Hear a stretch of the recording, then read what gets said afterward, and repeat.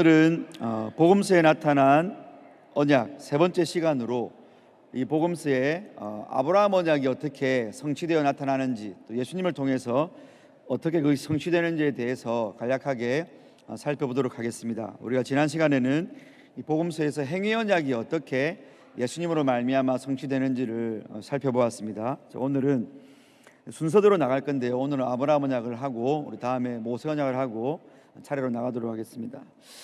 여러분 아시겠지만 이 아브라함 언약의 핵심 내용, 하나님이 약속하신 복 세 가지는 하나님이 민족을 크게 이룬다는 것과 또 땅을 주신다는 것과, 그리고 하나님께서 아브라함을 통해서 모든 민족이 복을 받는, 즉 복의 통로로서 아브라함을 삼겠다는 그런 내용이었습니다. 그래서 창세기 12장 2절, 15장 5절, 15장 6절에 이런 말씀들, 물론 17장을 넘어가도 우리 12장, 15장, 17장에 공히 하나님께서 아브라함과 체결하신 그 언약이 나타난 것을 우리가 확인할 수 있습니다.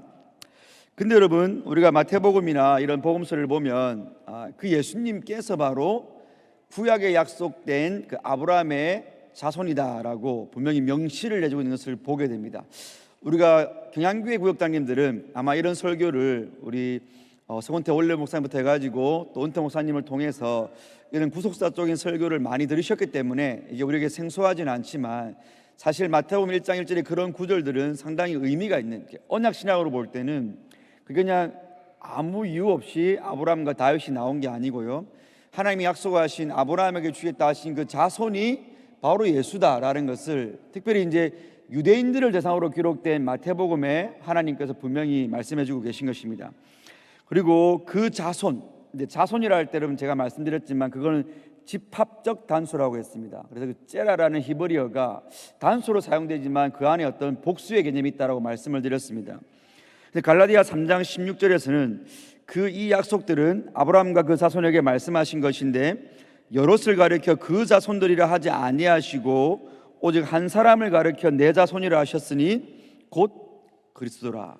사도 바울이 너무나 우리에게 명확하게, 야 그구들 그렇게 풀지 마, 그구들 그렇게 다른 자손에게 연결시키지 마, 그 자손 예수야 라고 분명히 말을 하고 있는 것입니다. 그래서 여러분들이 성경의 요한복음 3장 16절, 하나님이 세상을 처럼 사랑하사, 그 요들과 함께 갈라디아서 3장 16절 정도는 암송을 하시고 그 내용을 확인하고 계시면 성경을 이해하시는데 훨씬 도움이 될 것입니다. 자, 그러므로 아브라함에게 약속하신 그 자손이 명확하게 성경이 성경을 풀어줄 때에 다른 자가 아니라 예수다라고 분명히 말을 했기 때문에 그 아브라함 복의 성취자가 바로 예수님인 거죠. 그리고 우리가 볼 때 성경에서는 예수님이 바로 그런 것들을 계속해서 언급을 해주십니다. 특별히 예수님이 승천하시면서 제자들에게 주신 그 대명령 있지 않습니까? 지상 대명령을 말씀하실 때도 너희가 가서 모든 민족을 제자로 삼으라 라고, 예수님을 믿는 그 복이 세상 열방을 향해서, 그러니까 모든 민족을 향해서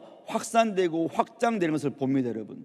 근데 사실 그 앞에 구절에 하나님께서 하늘과 땅의 모든 권세를 내게 주셨으니 그러므로 너희는 가서라는 말이 나오거든요.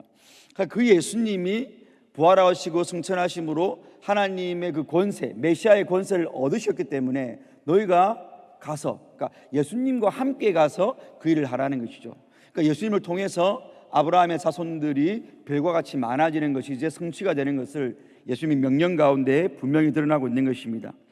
그러니까 여러분들이 이런 구절을 볼 때, 지상 대명령을 볼 때도 이게 그냥 예수님이 우리에게 선교의 명령을 했구나라고 하는 것도 좋고요, 우리가 그 말씀을 받아서 선교 열심 내는 것도 좋지만 그 근거가 뭐냐 했을 때, 여러분 왜 우리가 갈 수 있고 왜 가서 전하면 누군가는 돌아오는가 했을 때 언약이 있기 때문에 그렇다는 거죠, 여러분.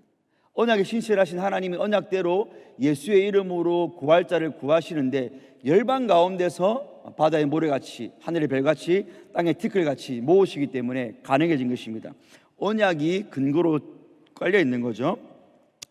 누가복음에서는 여러분 더 명확하게, 더 명시적으로, 더 구체적으로 예수님의 사역과 아브라함 언약을 연결시키고 있습니다. 그래서 마리아의 노래라든지 요한의 아버지 사가랴의 이런 노래 고백에 보면 예수님이 잉태된 것, 예수님이 태어나실 것에 대해서 마리아가 노래를 할 때 그게 바로 하나님이 우리 조상에게 약속하신 아브라함 언약을 지키신 거기 때문에 그게 가능했다라고 말합니다. 그러니까 자기가 예수님을 출생할 것을 천사로부터 수태고지를 받았을 때 마리아가 엘리사벳 집에 가서 노래를 부르는데, 그게 바로 여러분, 하나님이 이 예수를 나게 잉태하신 것은 아브라함의 언약을 지키기 위함이다라고 노래를 하고 있고요. 누가복음 1장 72절에서 세례 요한의 아버지 사가랴도 분명히 말을 합니다. 그 예수님에 대해서 우리의 구원을 이루실 자인데, 그가 바로 하나님이 거룩한 언약을 기억하심으로, 즉 아브라함과의 맹세를 기억하심으로 예수 구원을 이루신다라고 그 사가랴가 분명히 또 고백을 하고 있는 거죠. 그러니까 여러분, 우리가 성경을 볼 때에 마리아가 아브라함 언약을 알았을까? 마리아가 아브라함 언약을 믿었을까? 사가랴가 아브라함 언약을 믿었을까? 예, 믿었고 확실히 알았고 그 언약의 사람들이었습니다. 그 다음에 또 우리가 그 옆에 넘어가시면 여러분, 누가복음에서 또 역시 마찬가지로 예루살렘의 멸망, 누가복음 21장에서 예루살렘의 멸망을 말할 때도 이방인의 때가 차기까지, 이런 표현들, 이것도 다 여러분 그냥 이게 단순하게 이방인의 때가 있다는 게 아니고, 그 아브라함 언약의 성취로서 아브라함 언약의 혈통적인 유대인 민족이 아니고 열방이 하나님께 돌아오는 게 바로 이방인의 때가 차는 거지 않습니까? 그런 표현들도 다 아브라함 언약의 성취입니다. 그리고 누가복음 20장 47절도 마찬가지고요. 이 복음이 예루살렘에서 퍼져가서 열방까지 간다, 이런 표현들.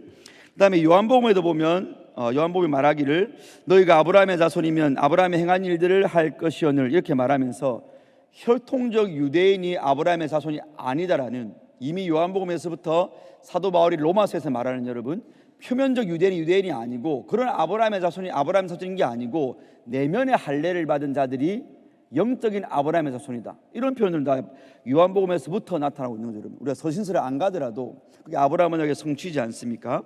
아브라함의 자손, 예수를 통해서 구원받는 게 아브라함 언약의 약속이었으니까요. 요한복음에서 분명히 그 말을 하고 있는 거고, 그 다음에 8장 56절에서도 아브라함은 나의 때 볼 것을 보고 즐거워하다가 보고 기뻐했다, 예수님의 말씀이거든요. 아브라함이 예수를 알았을까? 그가 언약을 받고 미래의 예수님의 어떠하심을 알았을까? 예, 알았습니다. 예수님이 보증해 주십니다. 아브라함은 나 때, 예수 때 볼 것을 내다보면서 그가 즐거워했다는 것입니다.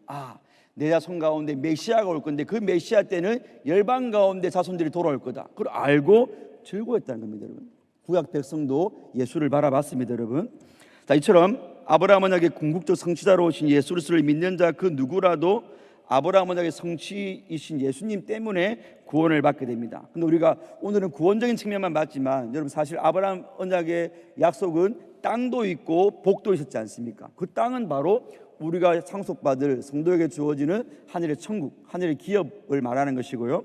또 구원의 복도 마찬가지죠. 우리가 하나님의 양자가 되고 성령의 보증을 받고, 이것도 다 아브라함의 복에 포함되어져 있는 예수로 말미암아 주어지는 구원의 성취가 되겠습니다. 그래서 저와 여러분들이 이런 언약으로 가지고 복음서를 볼 때에 그냥 우리가 무심히 지나갔던 그런 내용들이 사실은 하나님의 언약의 성취의 결과물이다, 특별히 예수로 말미암는 언약 성취의 결과물이다라는 것을 우리가 명확하게 볼 수가 있습니다. 여러분, 이게 뭐 의미가 있습니까? 라고 저에게 여쭤보신다면 저는 이렇게 말씀드리고 싶습니다.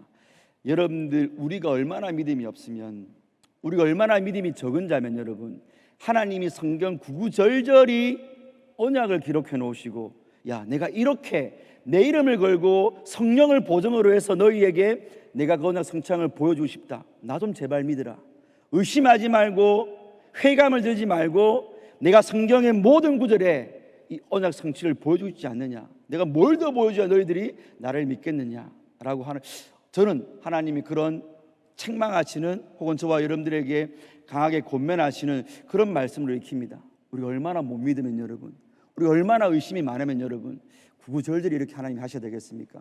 그분을 위한 게 아니죠, 우리를 위한 거죠. 하나님은 언약을 어기시는 분이 아니니까요. 여러분, 그 사실을 기억하시면서 우리가 얼마나 믿음 없는 자인가를 확인하시고, 근데 그 믿음 없는 자에게 믿음을 선물로 주기 위하여 아브라함의 자손으로 예수님이 오셨고 믿음을 선물로 주셨고, 우리에게 있는 그 겨자씨만한 믿음으로 우리가 생활하고 있습니다. 이 놀라운 복을 감사하시면서 이 복을 허락하신 예수님을 또 찬양할 수 있기를 바랍니다. 질문을 보시면 2번 질문 가보시면 여러분, 아브라함 언약과 관계없는 성경 구절은 마가복음입니다. 4장 20절, 씨 뿌리는 자의 비유 본문이 되겠습니다.